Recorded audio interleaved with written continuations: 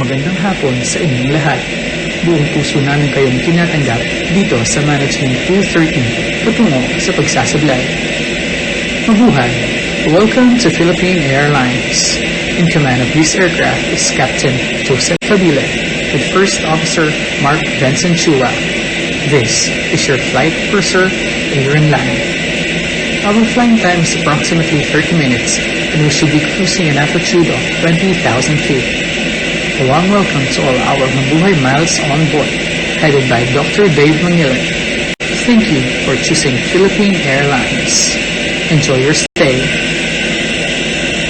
For our scope of presentation, our group will discuss the timeline, the viewpoint, problem statement, key objectives, theoretical framework, related literature, and areas of consideration.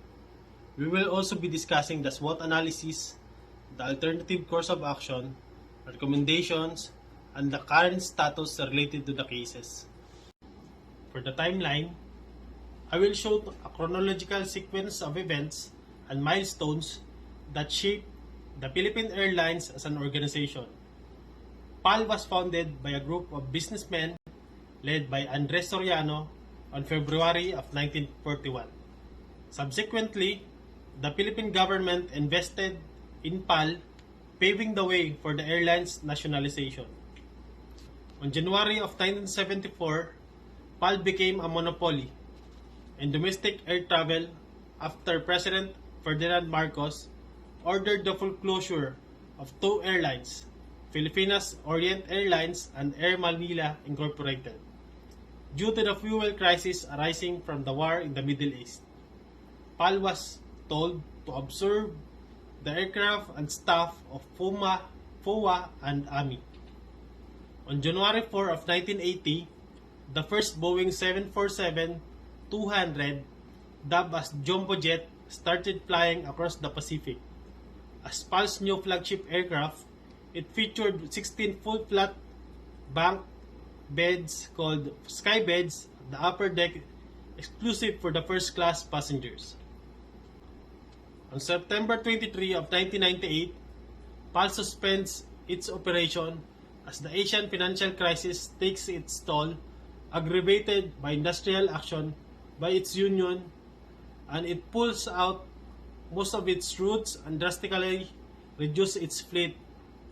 PAL would resume its operation on a limited scale on October 7 of 1998. On June 4, 1999, the Philippine Securities and Exchange Commission approves a rehabilitation plan designed to return PAL to financial viability, following a capital infusion of $200 million by its chairman, Dr. Lucio Tan, and his associates.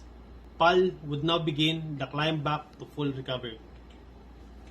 On March 2001, PAL reports a profit of 419 million pesos at the end of fiscal year 2000 and 2001, its second year under rehabilitation. On May of 2004, PAL launches its e-ticketing where passengers could book, pay, and get a seat by phone or through the internet. On June of 2007, Philippine Airlines reported a net income of $140.3 million for its fiscal year ending on 31 March of 2007, the largest annual profit in the airline's 66-year history. On May 2009, PAL launches PAL Mobile, the first in the Philippines. On August of 2009, record loss of $301.4 billion, later revised to $297.8 million, is reported for fiscal year 2008 and 2009 due to high fuel prices and effects of the global recession. On July 2010, annual loss for fiscal year 2009 and 2010 reduced to $14.3 million. On October 2012, frontline computer systems are integrated and updated. The new one-stop shop facility improves book and buy capability and various touchpoints, websites, call center, ticket offices, and travel agents. On July 9, 2014, PAL and Etihad Airways, the flag carrier of Abu Dhabi, United Arab Emirates, launched a wide-ranging strategic partnership that covers code-share flights, loyalty programs, airport lounge access, joint sales and marketing programs, a Philippine domestic air pass, cargo, and coordination of airport operations in Manila and Abu Dhabi. On May 4, 2015, PAL continues its financial turnaround with a total comprehensive income of $85 million for the first quarter of 2015. It reversed a $20.7 million loss incurred in the same period of 2014. The profit is attributed to the increase in passenger traffic following the opening of several domestic and international destinations, as well as the aggressive sales campaign that resulted in improved yields. On March 2016, PAL unveiled its new marketing campaign and brand philosophy, Heart of the Filipino, with flagship initiatives such as service innovations, route network expansion with new international and domestic routes, and fleet modernization with 7 new aircraft and orders 6 new Airbus Q400 Next Gen, and the airline aims to become a 5-star airline in 5 years. On February 2018, the Philippine Airlines was certified a 4-star airline by Skytrax, joining 40 other well-renowned airlines in this prestigious category. On March 2020, PAL was suspended capital expenditures and reduced management salaries, deferred lease payments, and slashed non-essential expenses. On March 2021, PAL implemented a company-wide workforce reduction program covering about 2,300 employees, approximately 30% of the airline's workforce. September 3, 2021, PAL filed for Chapter 11 bankruptcy protection in a U.S. court. For the viewpoint, we assume the viewpoint of the Vice President for Marketing of Philippine Airlines. The VP for Marketing has to be able to stay in front of those changes, empathy, and successful advertising, branding, and marketing all involve putting yourself in the shoes of the customer. Great marketing VPs can understand the needs of a wide variety of personas. Additionally, the VP of Marketing develops strategies and oversees the programs designed to create a brand recognition and demand for products. For our problem statement, how can Philippine Airlines be the market leader in the low-cost carrier? Due to greater focus on domestic travel and affordable market in the post-pandemic market. For the key objectives, number 1, increase the number of people availing the low-cost carrier domestic flight by at least 25% by the second quarter of 2022. Number 2, to focus the market on Generation Z and Millennial travelers by second quarter of 2022. Number 3, to boost the scheduled airline flights sales by 10% through the use of digital platforms. We used Igor Antsov's product market expansion grid, or widely known as Antsov's matrix, as our theoretical framework in this study. Antsov's matrix is a marketing tool that shows 4 strategies that can be used by firms to analyze and plan their strategies for growth. This framework enables Philippine Airlines to identify growth opportunities by leveraging both internal strengths and external opportunities. So as you can see on your screen, there are 4 different strategies that PAL can adapt. In market penetration strategy, which focuses on increasing the sales of existing products to an existing market. In the case of PAL, as their market penetration strategy, they can decrease their prices to attract new travelers or do an extensive promotion and distribution efforts using digital platforms. For their product development strategy, which focuses on introducing new products to an existing market, they can invest heavily in R&D to develop new products or services. They can also form strategic partnership to complementary companies to boost sales. Market development strategy, on the other hand, focuses on entering new market using existing products. So as for PAL, they can tap potential and an aggressive target market, which are the Gen Z and the millennials. They could also explore and enter more domestic and international market.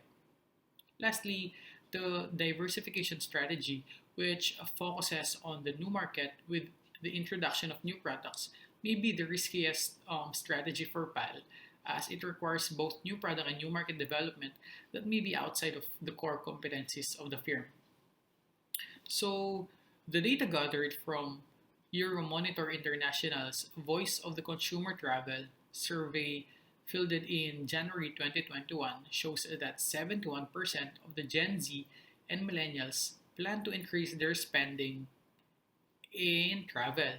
Also, on the same survey, data provides that millennials in Asia Pacific region prefer to travel domestically. So we will show the pictures on the later part of this presentation.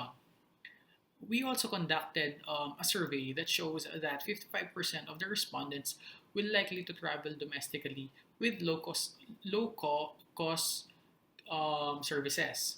So evidently, the Philippine Airlines can adopt market development strategy based on the data gathered. So this may involve attracting aggressive market segment like the Gen Z and millennials, or expanding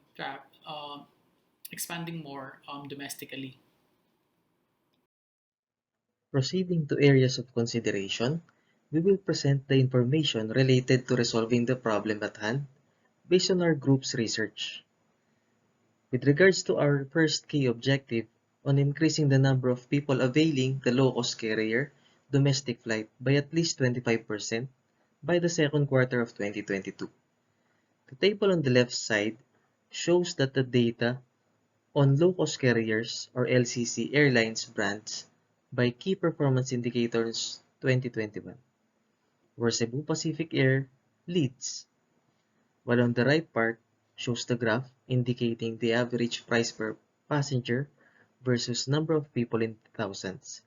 It shows that Philippine Airlines in LCC category is more expensive, which in effect has low amount of people carried, as compared to Cebu Pacific, which has lower and competitive price that is able to achieve the highest number of passengers who availed its services. Still in relation with our first key objective, the table on the left part shows that the total number of airlines passengers carried from 2016 to 2021. It is evident that out of the three categories, LCC leads the total number of passengers carried from 2016 to 2021. The graph on the right shows the comparison of the three flight categories, where evidently LCC has led in the past 5 years. In addition to the previous slide, we could analyze the table showing the percentage share of passengers carried by airlines, and we could say that LCC leads the percentage share in terms of passengers carried by an average share of about 73.9% in the past 5 years, followed by scheduled airlines by 25.6% share and charter flights with only 0.5%. The graph on the right also reflects percent share of passengers carried, where LCC leads dominantly as compared with the other two. In terms of our second key objective, to focus the market on Generation Z and Millennial travelers by second quarter of 2022, according to Euromonitor International, it shows that 71% of Gen Z and millennials in emerging markets plan to increase their spending on travel in 2021, compared to only 63% in developed markets. Another information with regards to our second key objective, again according to Euromonitor International, about 80% of millennials in Asia Pacific prefers domestic travel over international, where it is only preferred by about 40% of the respondents. Still with our second key objective, our group was also able to do a survey entitled Philippine Airlines Passenger Survey Form. The survey has 20 correspondents, where the survey asked about the gender, age, flight preference, domestic versus international, and post-pandemic plans. In relation to the previous slide, our survey resulted to the following statistics. 65% male respondents, 85% were millennials, 75% preferred low-cost carriers, 55% has chosen domestic travel, 50% has post-pandemic plans to travel with Philippine Airlines for business and leisure. Now with our third key objective, which is to boost the scheduled airline flight sales by 10% through the use of digital platforms. Based on our research, the table on the left part shows the airline sales from 2016 to 2021. And by focusing on comparing offline and online sales, offline refers to actual retail ticketing sales, while online is booked online using computer, cell phone, and other applicable gadgets. We could see here that online airline sales value have a good growth rate, which translates to an average growth rate of about 30.54% in the past 5 years, while actual or over-the-counter ticketing sales had only 1.05%. Moreover, we could see the chart below how airline online sales progressed from 2016 to 2021, while the airline's offline sales have lowered over the years. While on the right chart, we could see the comparison in airline sales between charter flights, LCC, and scheduled airlines. Still with the third key objective, according to Euromonitor International's top 100 city destinations from adversity to recovery COVID special edition, one of the 5 key trends to emerge in travel rebound during 2021 includes the digital to facilitate and accelerate recovery.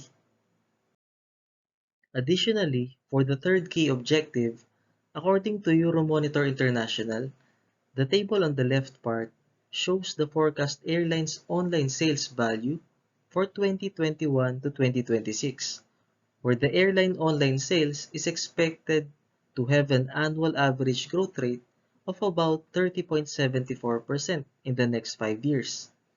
The chart on the right shows the significant growth rate increase for the airline's online sales forecast in the next 5 years. For SWOT analysis of PAL, for the strength, PAL was awarded a 4-star rating from Skytrax on product and service quality. It is the only airlines in the Philippines to have IOSA accreditation and high safety rating of 7/7. One of the oldest and first airline in Asia. PAL continues to operate its OFW repatriation and cargo flights amidst the pandemic. PAL is committed to maintaining business operations continuity throughout its restructuring process. PAL's agreement with key stakeholders to successfully navigate the COVID-19 pandemic and position the company for a long-term growth and profitability. First weakness, it filed Chapter 11. Philippine Airlines underperformed the Philippine market and airline industry due to COVID-19 restriction. It faces labor issues due to retrenchment programs, unprofitable in the long-haul flight operation. For its opportunities, it's to improve its financial health due to easing of travel restrictions, to emerge stronger for the long term because of loan restructuring, to be better equipped to execute strategic initiatives. Global tourist growth is expected to increase air travels post-pandemic. Digitalization of legacy systems that can help remain PAL to be the market leader in the next decade. For the identified threats, impact of the pandemic on aviation industry and the Philippine Airlines. PAL implemented a company-wide workforce reduction program.